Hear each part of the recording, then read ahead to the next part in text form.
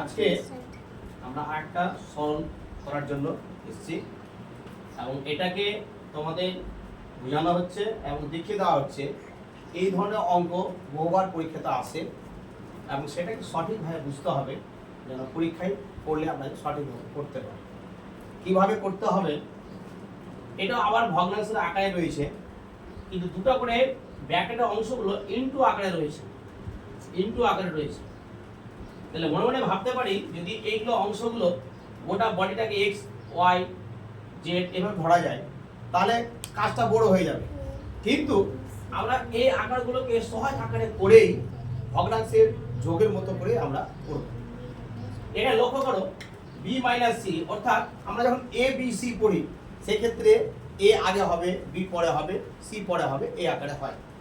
তাহলে এখানে দেখি বি এবং সি পর পর সিরিয়াল অবস্থায় রয়েছে, কিন্তু নেক্সট টাইম দেখা যাচ্ছে যে সি মাইনাস এ অর্থাৎ এই অংশটা কিন্তু সোজা নেই, একটু আগে পিছে হয়ে আছে।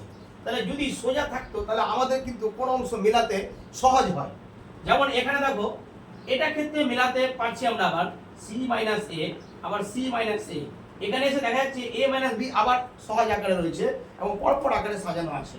তাহলে এই ক্ষেত্রে আমি প্রথম কাজ হবে যদি আমরা এদেরকেও সেইভাবে পরপর সিরিয়াল অর্থাৎ পরপর ক্রমিকের মতো সাজাতে পারি তাহলে হয়তো আমাদের বুঝতে বেশি সুবিধা হবে। তাহলে এটাকে যদি আমি আগে পরে করতে চাই তাহলে এই দুটো অংশের মধ্য থেকে মাইনাসটা কমন নিতে হবে।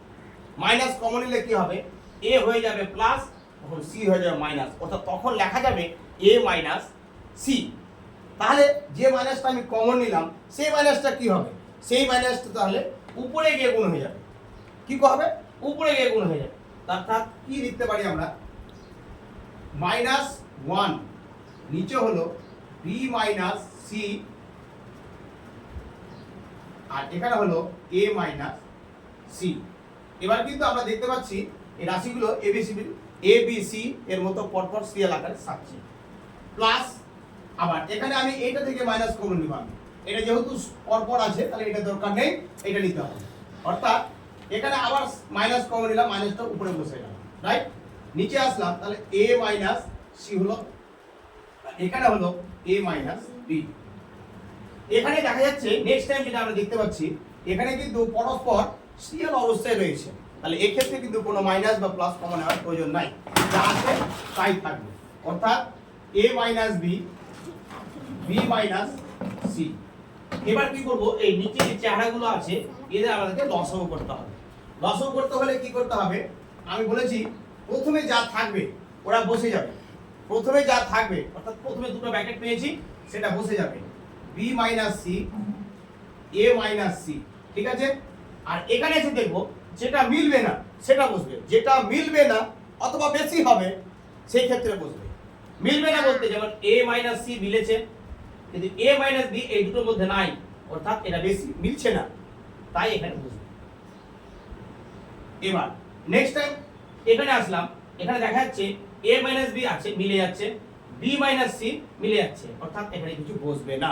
তবে এটা কথা উল্লেখ করে দিই, যদি এরকম মেলানোর সময় কোনো জিনিস যদি বেশি হয়ে যায়, অর্থাৎ এখানে দেখছি বি মাইনাস সি একটা ব্র্যাকেট আছে, এখানে যদি দেখি যে দুটো ব্র্যাকেট ছিল তাহলে একটা বেশি হয়ে যাবে, তাহলে সেই ক্ষেত্রে একটাও বসতো, বেশি হলে বসবে বা না মিললে বসবে, এ হচ্ছে বলবো। তাহলে কথাটা হচ্ছে এখানে কিন্তু আমরা পরস্পর লসাগুর কাজটা করে ফেলেছি। তাহলে এবার আমরা করব কি, এই তো সংখ্যারে যে নিচে দিয়ে ভাগ করব উপরে দিয়ে গুণ করব, এটা কিন্তু মিলিয়ে মিলিয়ে বাদ দিতে হবে। অর্থাৎ এই নিচের অংশটা দেখাচ্ছে এই ব্র্যাকেট এবং এই ব্র্যাকেট, তাহলে এই তিনটা ব্র্যাকেটের মধ্যে কোন ব্র্যাকেটটা মিলছে, অর্থাৎ দেখো এটার সঙ্গে এটা মিলে যাচ্ছে, এটার সঙ্গে এটা মিলে যাচ্ছে, অর্থাৎ মিলছে না কোনটা, যেটা মিলছে না সেটা দিয়ে উপরে গুণ করতে হবে। অর্থাৎ এখানে -1 ছিল তার সঙ্গে এটা গুণ হয়ে যাবে a মাইনাস বি, প্লাস দিলাম। এবার এটার সঙ্গে a মাইনাস সি মিলেছে, a মাইনাস বি মিলেছে, অর্থাৎ b মাইনাস সি কিন্তু এই দুটোর মধ্যে নাই, অর্থাৎ b মাইনাস সি দিয়ে এই রাশিটাকে গুণ হবে। তাহলে কি হবে, এই যে মাইনাসটা আছে এই মাইনাসটা এটার সঙ্গে গুণ হয়ে যাবে, অর্থাৎ কি হবে প্লাস মাইনাসে মাইনাস, এই চিহ্নটা পাল্টে হয়ে যাবে মাইনাস। এবার 1 দেওয়া যায় না দিলেও হবে, দেওয়া যায় না দিলেও হবে, 1 সচরাচর আমরা দিই না, অথচ এই ক্ষেত্রে বোঝার সুবিধার জন্য আমি দিলাম যেন তোমরা বুঝতে পারো। তাহলে এই ক্ষেত্রে কি হবে, বি মাইনাস সি পরবর্তীতে এখানে প্লাস আছে, প্লাস প্লাসে প্লাস, প্লাস প্লাসে প্লাস, তাহলে এই ক্ষেত্রে চিহ্নে কোনো পরিবর্তন হলো না। এবার বলতে পারো স্যার আপনি প্রথমে তো কিছু বলেননি, প্রথমটাতে প্লাস মাইনাস কিছু বলেননি, যেহেতু প্রথমে মাইনাস আছে তাহলে তো আর ভাবার কোনো দরকার নেই, মাইনাসই বসে যাবে। তাহলে এখানে a মাইনাস b মিলছে, b মাইনাস c মিলছে না এই রাশিটা, তাহলে এটা দিয়ে এখানে গুণ করতে হবে 1 into a minus sorry 1 into a minus b আর b minus c, a minus c হবে, অর্থাৎ a মাইনাস c। এবার আমি যে 1 লিখেছি এই 1 গুলো কিন্তু কখনোই ব্র্যাকেটের সামনে তোমরা দেখতে পাও না, অর্থাৎ এটা তোমাদের বোঝানোর জন্য বললাম উপরে যে চেহারাটা থাকবে তার সঙ্গে ওই ব্র্যাকেটটা গুণ হবে। এখন যদি আমি মনে করি এই একটাকে রাখবো না, কোনো অসুবিধা নেই, তাহলে একটা না দিলেও হবে, দিলে ধরো একটু ছোট বোকামো হবে, যেটা দরকার পড়ে না। এক কখনো সামনে হয় না, অর্থাৎ এক দিয়ে যাকে গুণ করা হয় সেটা হয়, তাই এখানে একের কোনো প্রয়োজন নাই। এবার কি হবে, এই যে মাইনাসটা রয়েছে ভিতরে গুণ হবে, অর্থাৎ নিচে তোমার যা ছিল তাই থাকবে, b minus c, a minus c, a minus b, এখানে কি হবে মাইনাস গুণ হলো মাইনাস a, মাইনাস মাইনাসে প্লাস b। এবার এখানে হবে মাইনাস b, মাইনাস মাইনাসে প্লাস c, এখানে কি হবে প্লাস রয়েছে, চিহ্নগুলো পরিবর্তন হবে না, a মাইনাস c।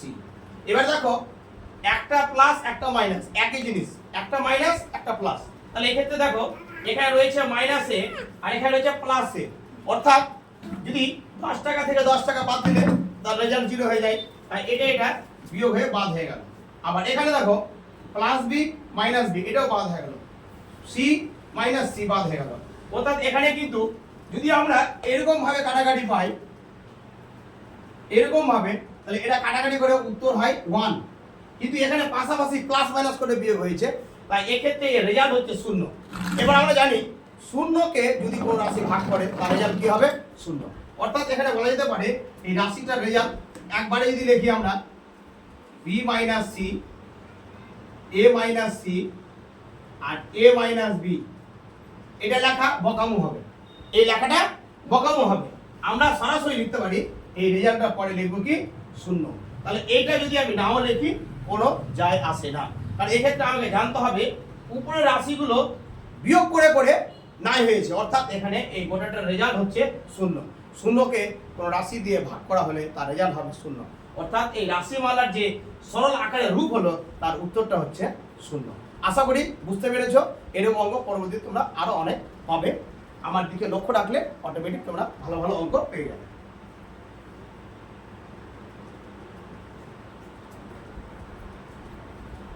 হলো না?